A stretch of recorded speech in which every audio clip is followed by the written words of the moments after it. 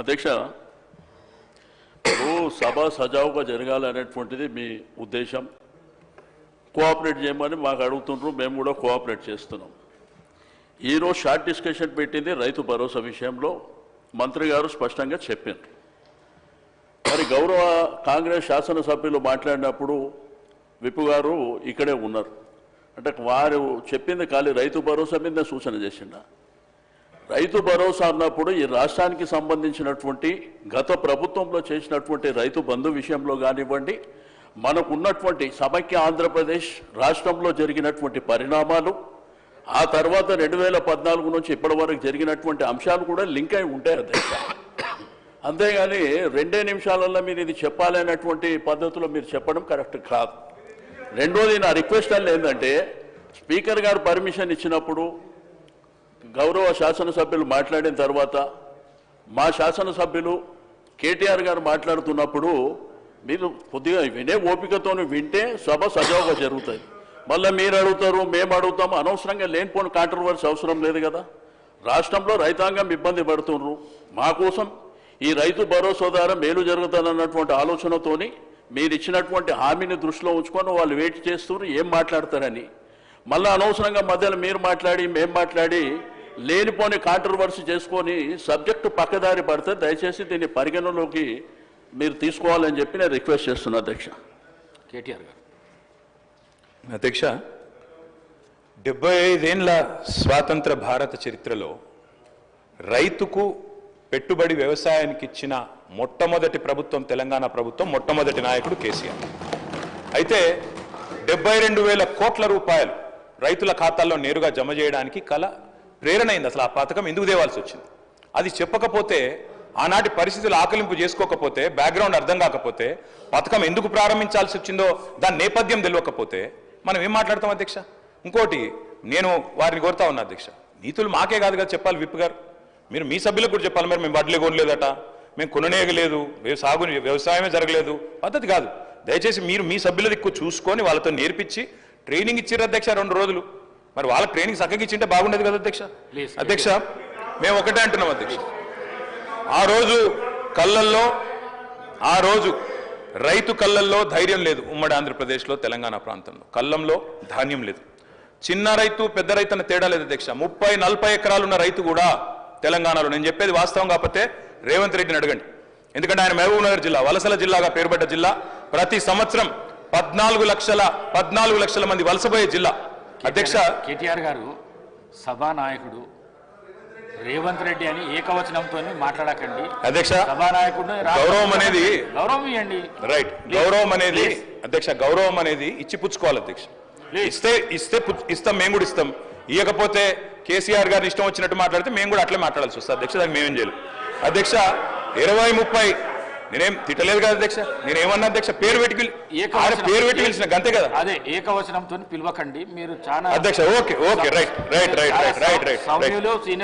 అధ్యక్ష. మీకు చెప్పాల్సిన అధ్యక్ష, 20-30 ఎకరాలున్న రైతులు కూడా పాలమూరు లాంటి జిల్లాలో 20-30-40 ఎకరాలున్న రైతులు కూడా హైదరాబాద్కి వచ్చి కూలీ చేసుకునే పరిస్థితి అధ్యక్ష. ఇది వాస్తవం.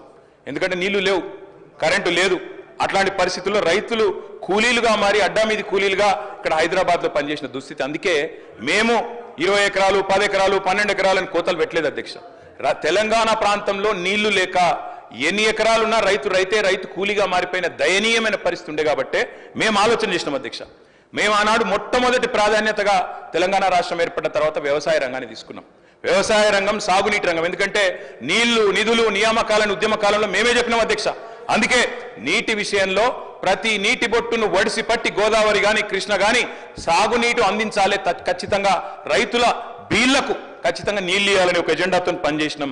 ఆ పునర్నిర్మాణ కార్యక్రమం తీసుకున్నాం అధ్యక్ష. అందులో భాగంగానే అధ్యక్ష, రైతు చల్లగా ఉంటే పల్లె చల్లగా ఉంటుంది అధ్యక్ష. పల్లె కూడా అందరూ బాగుంటారు. ఎందుకంటే గ్రామీణ ఆర్థిక వ్యవస్థకు రైతు కేంద్ర బిందువు. ఆ రైతు బాగుంటే రైతు చుట్టూ అల్లుకున్న అన్ని కుల వృత్తులు బాగుంటాయి అధ్యక్ష. ఆ ఉద్దేశంతోనే వ్యవసాయాన్ని స్థిరీకరించాలనుకున్నాం. మేము రైతు బంధు పెట్టింది ఊరికైనా పెట్టలేదు అధ్యక్ష. మా ఉద్దేశం వ్యవసాయ స్థిరీకరణ, వ్యవసాయ స్టెబిలైజేషన్, అగ్రికల్చర్ స్టెబిలైజేషన్. ఆ కార్యక్రమంలోనే కొన్ని విప్లవాత్మకమైన కార్యక్రమాలు తీసుకున్నాం అధ్యక్ష. అందులో ముఖ్యమైనది అధ్యక్ష 24 గంటల నిరంతర విద్యుత్. తెలంగాణ వచ్చినాడు అధ్యక్ష, కరెంటు లేదు. తర్వాత మీరు చూసినట్టయితే ఆనాడు దాదాపు పొద్దున 3 గంటలు రాత్రి 4 గంటల అధ్యక్ష కరెంట్ దొంగ రాత్రి అర్ధరాత్రి వచ్చే కరెంటు కోసం కావలగాసే దుస్థితి దాన్ని మార్చాలనుకున్నాం సమూలంగా 24 గంటల నాణ్యమైన ఉచిత విద్యుత్ రైతులకు అందించిన ఒకే ఒక్క నాయకుడు భారతదేశంలో కేసీఆర్ గారు అధ్యక్ష ఆ కార్యక్రమం చేశారు అదేవిధంగా మంత్రి గారు కోమటిరెడ్డి వెంకటరెడ్డి గారు మీ అనుమతితో పర్మిషన్తో సభను ఎప్పుడు కూడా తప్పుతో పట్టించే విధంగా 10 ఏళ్ళు మంత్రిగా పనిచేసిన సీనియర్ శాసనసభ్యులు 24 గంటలు ఇచ్చినామని చెప్పినప్పుడు మధ్యలో మా పిసిసి ప్రెసిడెంట్గా ఉన్నవారు అమెరికాలో ఏదో మాట్లాడితే నేను అప్పుడు ఇమీడియట్గా నెక్స్ట్ డేనే బండ సోమవారం అని భువనగిరి మండలం ఒక సబ్స్టేషన్కి వెళ్ళి లాగ్ బుక్ చెక్ చేయించి 4 నెలలకే లాగ్ బుక్ చెక్ చేయించి ఆపరేటర్తోనే నేను ఇంటర్వ్యూ తీసుకొని ఎన్ని గంటలు వస్తున్నాయంటే 10-11 గంటలు సార్ రికార్డు ఉంది సార్ నేను పంపిస్తాను మీకు మ్యాక్సిమం అంటే 14 గంటలు అందులో 5-6 సార్లు పోతుంది కరెంట్ అని ఐలై అనే ఆపరేటర్ రిటైల్ లైన్మెన్ని మళ్ళీ వీలు పెట్టుకున్నాం గతంలో రిటైల్ లైన్మెన్ అయిన తర్వాత ఐటీఐ చేసిన వాళ్ళని పెట్టేది ఎక్స్పీరియన్స్ లైన్మెన్ ఆయన చెప్పిన రికార్డు పంపిస్తాను ఒకటి ముఖ్యమైనది ఎందుకంటే సబ్జెక్టు కరెక్షన్ ఎందుకంటే వారు మిస్గైడ్ చేస్తుంది తెలంగాణ ప్రజలు 24 గంటలు ఎప్పుడు ఇయ్యలే 5 ఏళ్ళు ఎమ్మెల్యేగా ఉన్నా 5 ఏళ్ళు ఎంపీగా ఉన్నా 1000 గ్రామాలు తిరిగినా దాన్ని విత్డ్రా చేసుకోవాలి వాళ్ళు 24 గంటలే ఆ లాగ్ బుక్స్ సాయంత్రం వరకు ఆదిలాబాదు నల్గొండ అలంపూర్కి వెళ్ళి రాత్రి వరకల్లా మొత్తం తీసుకొచ్చి హైదరాబాద్లో ఓ లాకర్లో పెట్టి దాల విషయం ఎందుకంటే దాన్ని ప్రూవ్ అవుతుంది కదా అధ్యక్ష నేను వీడియో మీకు పంపిస్తా మీరు వీడియో ప్లే చేయండి అసెంబ్లీలో అందుకనే దయచేసి గౌరవ సభ్యులకు మీ మీద గౌరవం ఉన్నది మీరు దాన్ని విత్డ్రా చేసుకోండి రెండోది అధ్యక్ష రైతు బంధు గురించి వాళ్ళు మాట్లాడుతున్నారు మిస్గైడ్ చేసింది కాబట్టి నేను తర్వాత మాట్లాడదాం అనుకున్నా రెండో అధ్యక్ష ఎలక్షన్ల ముందు ఓఆర్ఆర్ అమ్మిన రోడ్లతోని వచ్చిన 7,000 కోట్లతోని ఒక ఇన్స్టాల్మెంట్ వేసాం సబ్జెక్ట్ రైతులకు సంబంధించి వారు మాట్లాడింది రెండవది ఎక్సైజ్ టెండర్స్ ఒక 1 ఇయర్ తర్వాత పెట్టే టెండర్స్ని 2,000 కోట్లు అన్ఎంప్లాయ్మెంట్ యూత్ దగ్గర సార్ వాళ్లకు అన్ఎంప్లాయ్మెంట్కు వేరే దారి లేక 2 లక్షల ఫీజు పెట్టి 2,000 కోట్లు నాన్ రిఫండబుల్ వసూలు చేసారు ఎక్సైజ్ టెండర్లు ఫైనల్ చేసారు ఆ డబ్బులు ఏం చేసినా తెలియదు అదే నేను వాస్తవం చెప్తున్నా రైతుల గురించి మాట్లాడుతున్నా మధ్యలో గౌరవ సభ్యులు నా పేరు కూడా తీసుకున్నాం సార్ ఇంకొకటి సార్ మన గోరంటే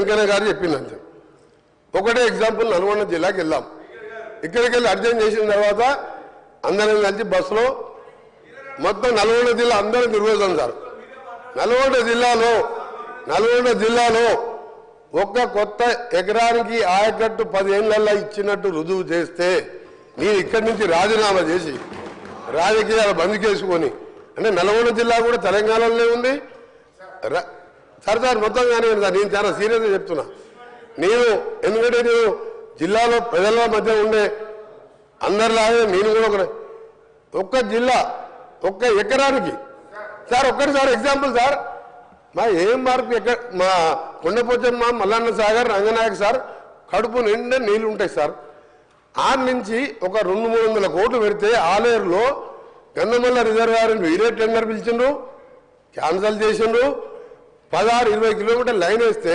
1,50,000 ఎకరాలు నీళ్ళు సార్ నీళ్లు లేక ఎండిపోతే మా ఐలయ్య గారు నిన్న 90 చెరువులు నింపుకున్నాడు బస్వాపూర్ రిజర్వాయర్ సార్ కొండపోచమ్మ కింద ఉంటుంది కిందకు ఉంటుంది వీళ్ళకి తెలియాలని చెప్తున్నారు ఆఫీసర్లు మిస్గైడ్ చేసిందా వీళ్లకు తప్పుడు ఆ నుంచి సార్ బస్వాపూర్ నుంచి భువనగిరి కాన్ఫరెన్స్లో మేమేదైతే సార్ నేను సబ్జెక్ట్ డిబేట్ అయితే లేదు ఓన్లీ రైతుల గురించి మాట్లాడుతున్నా వాళ్ళు ఒకప్పుడు తెలంగాణ ఎట్లుందో లేడు సార్ మా గౌరవ సభ్యులు కేటీఆర్ గారు ఒకప్పుడు తెలంగాణ ఎప్పుడుంది తెలంగాణ వచ్చినాక ఎట్లుందంటే తెలంగాణ వచ్చినాక మొత్తంగా నష్టపోయింది మొట్టమొదట నల్గొండ జిల్లా సార్ జగన్మోహన్ రెడ్డి గారితో ఒప్పందం పెట్టి నువ్వు పోతిరెడ్డిపాడు తీసుకుపో రాయలసీమ లిఫ్ట్ ఇరిగేషన్ తీసుకుపో అని చెప్తే 2 పంటలకు డ్రై క్రాప్ హాలిడే ఇచ్చిన అధ్యక్ష, అది పోయింది.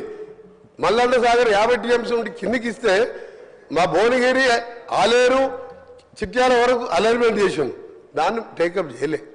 మీ నల్గొండలో తెలంగాణలో ఉన్నవా లేదా నాకు ఇబ్బంది. ఇంకొకటి చివరిగా సార్ నేను ఎందుకు చెప్తున్నానంటే కరెంటు విషయంలో ఉచిత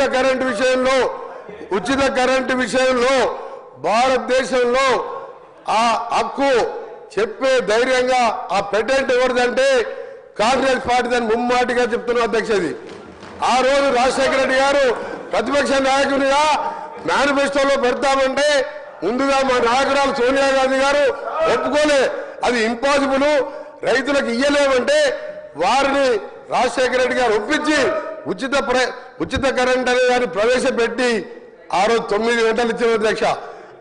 అప్పుడు వీరు మాట్లాడతారు అధ్యక్ష, నేను హరీష్ రావు గారు కానీ కేటీఆర్ గారు కానీ 50 ఏళ్ళు మీరే పాలించిందని. 50 ఏళ్ళు సమైక్య పాలనలో ఆంధ్ర ముఖ్యమంత్రి ఉండి పొరపాటున మధ్యలో 2 సార్లు తెలంగాణ ముఖ్యమంత్రి అయితే సంఖ్యాబలంతో వాళ్ళని పదవి దింపితే మా నిధులు నీళ్లు నియామకాలు లేక అందరం ఆఖరి సొంత పార్టీ మీదనే పోరాటం చేసి తెలంగాణ తెచ్చుకున్నట్టు అధ్యక్ష. మాకు అదేం అవుతుందనే కదా, దాన్ని అన్యాయంగా దళితుని ముఖ్యమంత్రి చేస్తా, 3 ఎకరాలు ఇస్తా, నీ బిడ్డలో అనుకుంటా మోసం చేసి 10 ఏళ్ళు పాలిస్తుంది. ఇవాళ మేము 10 ఏళ్ళ కర్మ మీది. 50 ఏళ్లలో నాగార్జున సాగర్ కానీ శ్రీశైలం కానీ శ్రీశైలం ప్రాజెక్ట్ కానీ సాగర్ కానీ శ్రీరామ్ సాగర్ కానీ వరద కాలువలు కానీ ఇవన్నీ పూర్తి చేసింది మేము ఆ 50 ఏళ్ళ. అయినా ఆంధ్రులు మాకు సరి అయిన నిధులు ఇస్తలేరు, మా ఉద్యోగాలు తీసుకుపోతున్నది కొట్లాడి పెంచుకుని తెలంగాణలో మోసంతో అధికారంలోకి వచ్చి 10 ఏళ్లలో 40 కుటుంబాలు బాగుపడ్డాయి అధ్యక్ష. వీళ్ళు అంటున్నారు కరెంట్ ఇచ్చినావు నీళ్ళు ఇచ్చినావు అని. ఏమి ఇయ్యలే అధ్యక్ష, ఏమి ఇయ్యలే. ఇవాళ 100 ఏళ్ళు వెనకకి తీసుకుపోయి కళ్ళకి నీళ్లు పెట్టుకుని ఊళ్ళల్లో పోతే మనం పైసా జమ చేసి 25 లక్షల మందికి 2 లక్షల లెక్క. నువ్వు లక్షిస్తాను హరీష్ రావు గారు కూర్చో, లక్షిస్తాను 6 ముక్కలు చేసావు. 6 ముక్కలు చేస్తే బ్యాంకు వాళ్ళు వడ్డీకి ఇరిగమైంది. 1,50,00,000 కోట్లు అప్పు తీసుకొస్తే మేడిగడ్డ అన్నారం సుమ్మిలా కడితే పెదిరే శ్రీరామని వాళ్ళు ఇచ్చిండు. రేపో మాపో అవి కూడా కూలిపోతాయని చెప్పిండు. ఏం చేశాను? కూలిపోయే ప్రాజెక్టు కట్టావు, మొత్తం మోసం చేసినావు, మీ కుటుంబాలు బాగుపడ్డాయి. పోదాంపా తెలంగాణకి ఏమిటికి వస్తుందో 50,000 కోట్లు అధ్యక్ష, 50,000 కోట్లు మిషన్ దగ్గర ఇంటిని నల్లా నీళ్ళు ఇవ్వకపోతే ఓట్లు అడగలను. పోదాంపా సిరిసిల్ల ఊరికి పోదాం, సిరిసిల్ల గారి సిద్దిపేట గారి ఒక ఊరికి పోదాం, నల్లా ఇప్పుదాం. నీళ్ళు వచ్చినాయంటే మళ్ళసారి మేము ఓట్లు అడగాం. ఒక్క దగ్గర లేదబ్బా 50,000 కోట్లు తినేసిండు. మిషన్ భగీరథ మీద 50,000 కోట్లు తినేసిండు. తినుడు తప్ప అన్ని తిని ఇవాళ సంవత్సరంలో నేను దారులు పెరగాలంటే నేషనల్ క్రైమ్ రికార్డ్ అధ్యక్ష. ఒకరి చివరిగా లాస్ట్ పాయింట్ గౌరవ సభ్యులు కేటీఆర్ గారికి నేను చెప్తున్నా, హరీష్ రావు గారికి నేను సమాధానం చెప్తలేను. వారికి మాట్లాడే హక్కు లేదు.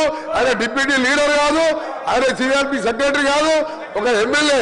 ఆయన చెప్తున్నాను ప్రశ్న సబ్జెక్ట్ మాట్లాడుతున్న కేటీఆర్ గారికి నేను సమాధానం చెప్తున్నా.